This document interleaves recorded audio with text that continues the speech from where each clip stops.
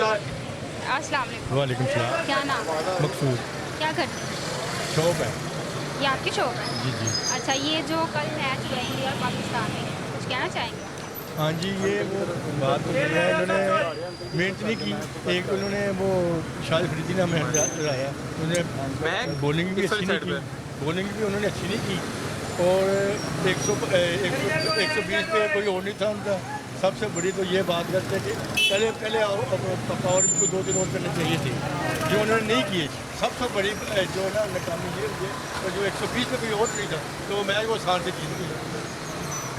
हम आइंदा भी उम्मीद कोई नहीं इनसे कोई उम्मीद कोई नहीं, उम्मीद खत्म कर उम्मीद खत्म कर देने से देख रहे हैं किसी ने छोड़ दिया वो मैच।